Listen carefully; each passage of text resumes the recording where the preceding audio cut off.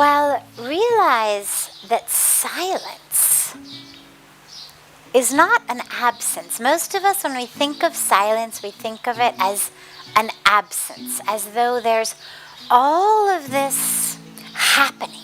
And then silence is an absence of all of the happening, but it isn't. Silence is full. Silence is active. Silence is beautiful.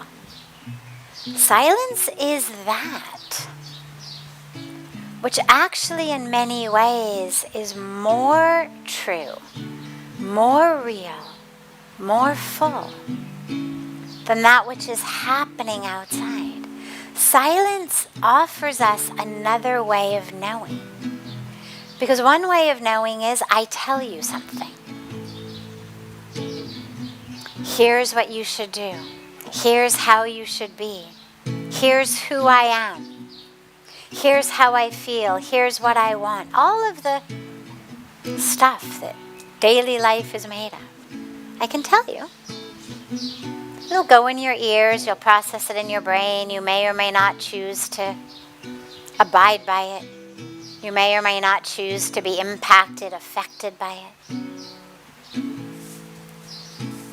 But silence is also communication. There's a beautiful teaching actually of the Buddha, who one day was in a village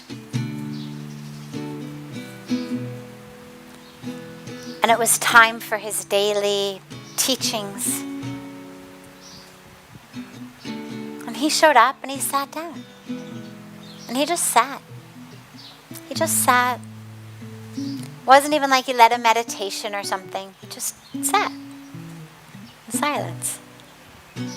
People kept waiting and waiting and waiting. He's going to say something. He's going to teach us something. He's going to say something. He's going to teach us something. And he just sat. And finally, after basically the whole time of his satsang was over and he had been silent, when they asked him, why didn't you teach us anything? He said, I did. He said, but if you don't understand my silence, you'll never understand my words. So on a deep level, I think silence is always more powerful than words. So many of the fights we have, the tension, the stress, the misery we have in the world is that sense in relationships of, I just want you to understand me, listen to me, for God's sakes, just listen and understand. Whether it's our parents, whether it's loved ones or your spouses, whether it's our children, whether it's friends. But we're in this constant struggle to just make each other listen so that we can make each other understand. But the problem is, as anybody who's tried to do it knows, it doesn't actually work very well. You might end up getting somebody to sit there and be quiet, but that doesn't mean that they're really listening or understanding. It means they've just learned cello, it's better to just be quiet. But when we are silent, not silence in moping and sulking and passive-aggressive walk out and slam the door silence, but silence that is full and present, that says, I don't need to make this moment more shallow with words. In that silence, we actually convey so much more. They say, when you're angry at someone, you yell. Even if you're a foot apart from each other, you yell. When you're talking to someone, logistically, you speak at a normal voice.